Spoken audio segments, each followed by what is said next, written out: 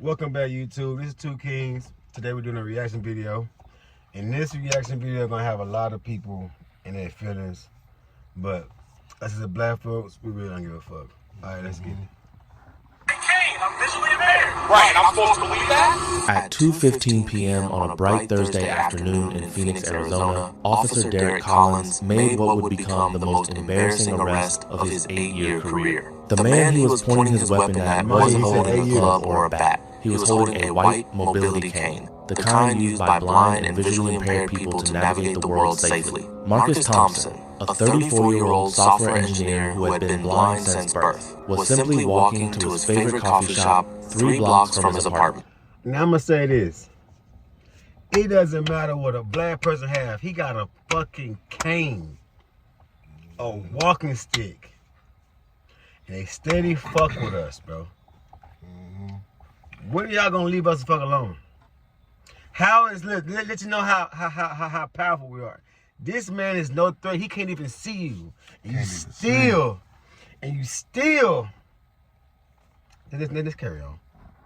He had no idea that his routine afternoon walk was about to become a viral sensation that would cost a police officer his badge and spark a nationwide conversation about disability rights and police training. The body camera footage would later show the entire 8-minute encounter in excruciating detail. Every racist assumption, every failure to recognize obvious disability equipment, every moment of escalation that could have been avoided with basic human decency and common sense. Before we dive into this unbelievable story, can you do me a favor? Hit that subscribe button right now and drop a comment letting me know where you're watching from. This story is going to shock you, and I don't want you to miss what happens next. Marcus Thompson wasn't just any software engineer. He was a senior developer at a major tech company, a marathon runner, and an advocate for disability rights. He had been navigating Phoenix independently for over 15 years, using his white cane and his guide dog Bailey, who was at the groomer that afternoon. Marcus had been born with Leber congenital amaurosis, a genetic condition that caused severe vision loss from birth. He had never seen light. Hold on, I don't mean to laugh.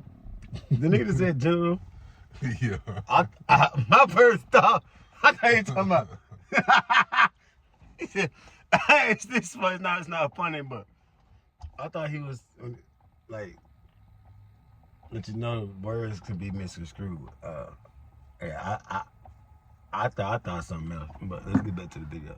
Never seen color, never seen faces, but he had built a successful career, maintained an active social life, and lived completely independently in downtown Phoenix. His white cane was a standard mobility aid, the kind you can buy from the National Federation of the Blind. It was white with red reflective tape, exactly as specified by federal regulations for mobility devices. It was 4 feet long, lightweight, and designed to fold for easy storage. Anyone with basic knowledge of disability aids would recognize it immediately. Officer Derek Collins had been patrolling the downtown area that afternoon as part of what the department called community policing. Collins was a white officer in his early 30s who had joined the Phoenix Police Department straight out of college. His personnel file would later reveal a troubling pattern of complaints, mostly from minority residents, but nothing that had resulted in serious discipline. On this particular day, Collins was driving his patrol car down Central Avenue when he spotted Marcus walking north on the sidewalk. According to Collins' later testimony, what caught his attention was a black man carrying what appeared to be a weapon in a high-crime area. The area wasn't high crime. It was downtown Phoenix, full of office buildings, restaurants, and coffee shops. But in Collins' mind, any area with black pedestrians was potentially dangerous. Collins pulled his patrol car to the curb and got out. He drew his service weapon immediately, without assessing the situation, without observing Marcus's behavior, without noticing the obvious signs that Marcus was visually impaired. Marcus was walking slowly and deliberately, tapping his cane in the sweeping motion that blind pedestrians use to detect obstacles. His head was slightly tilted, listening for audio cues from traffic and pedestrians. He was wearing sunglasses and moving with the careful precision of... I got a question. Would you rather be blind or deaf? Deaf. Facts. I have to see, man. I rather see than hear. Yeah. Oh, Yeah, definitely. Y'all put in the comments, what would you rather be? Deaf, not deaf, but deaf or blind? Because I couldn't imagine trying to hear for traffic and swiping the goddamn thing. I could see. But one thing I will miss, though, is the music. Because I can't hear shit. As long as I can see that white devil, Yeah. I'll be all right.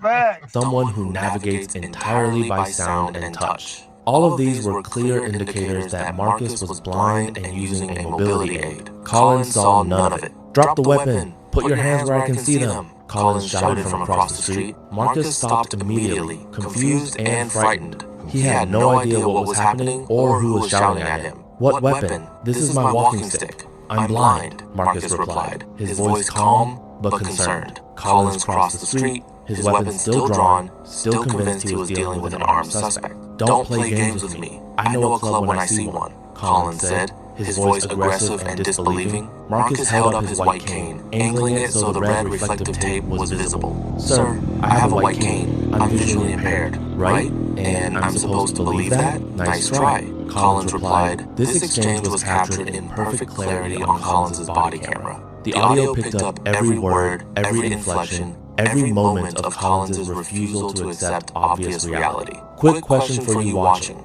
Have you ever witnessed someone being discriminated against because of a disability? Let me know in the comments. What happened next was a masterclass in how implicit bias and racism can blind someone to basic facts. Collins was so convinced that he was dealing with a dangerous black man that he couldn't process the evidence right in front of his eyes. Now, I'm going to say this to y'all, right? You see how my black brother is darker than me? But in their eyes, we're all the fucking same. He could commit a crime to say he was a black man, and I get fucking harassed. You fit the description. All I hear is black, no matter if you're bright skinned or dark skinned. I can't say about albinos, because they look white as fuck. But when it comes to... Because he had mentioned a disability and shit. Nigga, having black skin in America is a whole disability. Facts. You see here, right on the goddamn net. Let's get back to the video. "Sir," Marcus said, his voice remaining patient despite his growing fear, "this is a standard white cane used by blind and visually impaired people. You can see the reflective tape. It's a mobility aid, not a weapon." Collins moved closer, his weapon still drawn. "Turn around and put your hands on the wall." "Officer, I need to hold my cane to maintain my balance. I can't see where I'm going without it." "I said turn around." Marcus complied, turning to face a storefront window. He kept one hand on his cane for stability, which only increased Collins' suspicion. "Drop the weapon now," Collins shouted. "It's not a weapon, it's my cane. If I drop it, I won't be able to navigate safely." By now, pedestrians had stopped to watch the confrontation. Several people had their phones out recording the encounter. The body camera footage later showed at least 6 bystanders watching in obvious confusion and concern. One woman could be heard saying, "That's a blind man's cane. What is the officer doing?" Another pedestrian called out, "Officer, he's blind. That's a walking stick." Collins ignored them all. In his mind, the crowd was probably accomplices or gang members trying to help a suspect escape. "I'm going to search you for weapons," Collins announced. "You're welcome to search me, but please don't take my cane. I need it to walk safely." Collins began patting down Marcus, finding exactly what you'd expect to find on a software engineer walking to a coffee shop: a wallet, keys, and a smartphone with accessibility features enabled. While searching Marcus, Collins examined the white cane more closely. It was clear. It lets you know how smart black folks is. He's an engineer. He got a smartphone.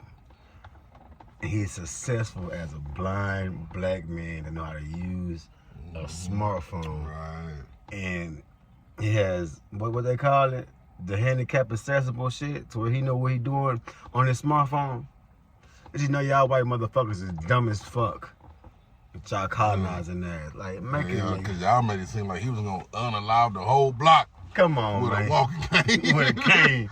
Big man, y'all better find y'all something to do. He say put your hands on the wall. Man, he can't even see no wall, man. Yeah, man. Like, come on. Like, come on, man. Really marked with the manufacturer's information. It had the standard red reflective tape. It was lightweight and designed for mobility assistance, not as a weapon. Any reasonable person would have immediately recognized their mistake and apologized. Collins wasn't reasonable. This could still be used as a weapon, Collins said, apparently unwilling to admit error. "Officer, It's a mobility cane. It's made of lightweight aluminum. I know y'all get tired of me pausing it, but when he said it could be used as a weapon, yeah, you remember Boondocks? Mm-hmm. Where the daddy got, the granddaddy got beat by the blonde man with the cane. Yeah. That's probably what he was representing. Yeah, he be watching so much Boondocks and shit. That's not funny, but You finna unalive everybody. yeah. That shit is funny, bro. That shit is nice. It's designed to fold up. It's not capable of being used as an effective weapon, and I'm a blind man who needs it to walk. By this point, a small crowd had gathered. The bystanders were becoming more vocal in their objections to what they were witnessing. "Leave him alone. He's blind," one man shouted. "This is harassment," a woman called out. Collins was getting agitated by the crowd's reaction. Instead of reassessing the situation, he became more determined to justify his actions. "Sir, what's your name and where are you going?" Collins demanded. "My name is Marcus Thompson. I live at 1247 North Central Avenue, apartment 4B. I was walking to Copper Star Coffee on 3rd Street. I go there every Thursday at 2:30 p.m. The staff knows me. This should have been easy to verify. A simple radio call to the coffee shop would have confirmed Marcus's identity and routine. Collins didn't make that call. Instead, he asked Marcus for identification. Marcus reached slowly for his wallet, narrating his movements to avoid alarming Collins. "I'm reaching into my back pocket for my wallet. It's in my right back pocket." Marcus handed over his driver's license, which clearly indicated his visual impairment status. In Arizona, licenses for visually impaired individuals are marked with specific codes and restrictions. Collins looked at the license and saw the visual impairment designation. This should have ended the encounter immediately. Instead, Collins questioned whether the license was legitimate. "How do I know this is real?" Collins asked. "Officer, you can run it through your system. My license number is B123456789. I've lived at the same address for 6 years. I work at Tech Corp downtown. I can give you their number to verify my employment." The offer to verify his information should have reassured Collins. Instead, it seemed to make him more suspicious. Why? Nigga said, license plate number. We tried, y'all. Shit. 1, 2, 3, 4, 5, 6, 7, 8, 9. B for black. Facts. Like, Say, man, if you like this video, man, make sure y'all hit that like button, that subscribe button, and let's run it up. Like I always say, 2 kings. Get with it, get lost. Peace. Yeah, fine.